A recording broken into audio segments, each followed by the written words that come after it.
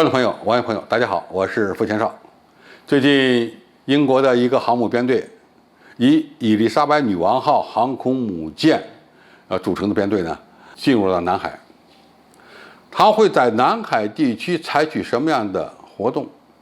是规规矩矩的搞所谓的航行自由呢，还是要挑点事儿？这个呢，特值得我们密切关注。对此呢，中国方面已经首次做出了回应。国防部发言人吴谦大校称，中方尊重各国舰船依据国际法在南海享有的航行自由，但坚决反对有的国家出于挑衅的目的，不远万里派军舰过来刷存在感。中国军队将采取一切必要手段，予以坚决有效的应对。那么不远万里派军舰过来刷存在感，这个指的谁？应该是很明确，一个是美国，一个就是英国的伊丽莎白女王号航母编队。美国军舰早就是不远万里的跑到南海地区挑事儿了，而且不是一次挑事儿。而英国的航母到南海地区活动，几十年来的确是首次。何况他派出的这艘航母还是英国历史上制造的最大军舰伊丽莎白女王号。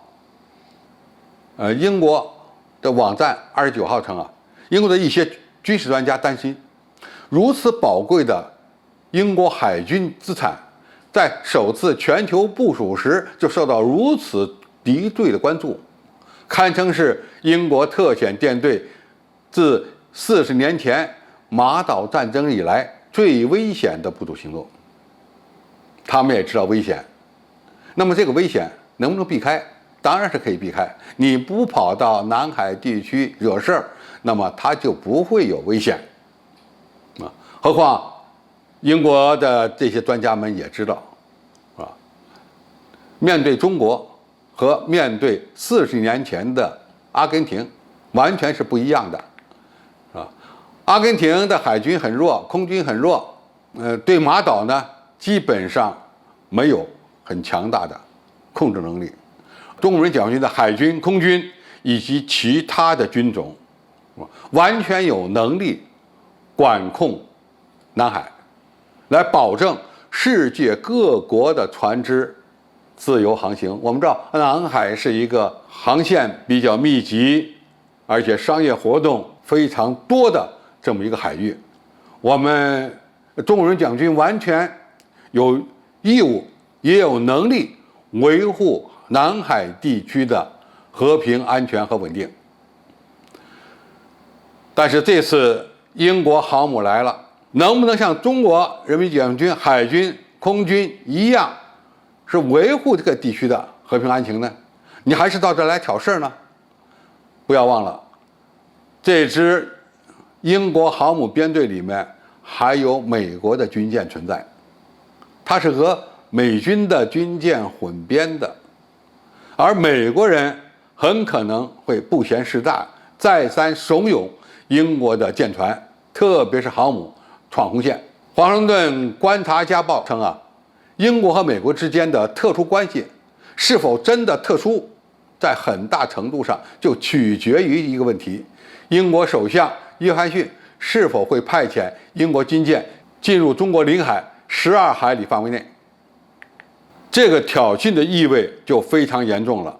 那么过去来南海进行活动，特别是军事活动的国家中呢，澳大利亚、日本、法国等呢，都没有敢于触碰中国12海里范围内的主权。那么英方将如何动作，的确令人关注。英国国防大臣此前宣称中国不会把我们下出国际水域。这个其实不用我们下，你只要老老实实在国际水域航行，我们对你不会采取什么强硬的行动的。因为国际水域就是公海公海呢，你只要按照相关国际法的规定正常航行，不影响这个区域的安全，就可以了。你只要进入中国的12海里的领海线，那恐怕情况就不一样了。不仅仅是把你吓出去的问题，恐怕我们还会采取相应的行动。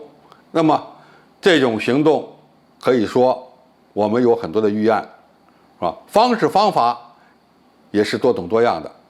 你只要敢于进入我们在南沙地区划设的领海基线，那么这个事态就会比较严重，我们必然会采取相应的措施和手段来应对这样的挑衅。那么如果这个挑衅升级了，后果如何？恐怕英国人或者是航母编队的指挥官心里会很明白，最终的结果如何，那我们就得走着瞧了。因此我们奉劝英国政府和某些军方人士，不要把在南海地区刷存在感的行动变成一种危险的挑衅性的行动。那么如果一旦发生挑衅的行动，这个后果恐怕你吃不了兜着走。好，今天介绍就到这里，谢谢大家收看。感兴趣的朋友，我们可以在下面的留言区留言交流讨论。我们下期再见。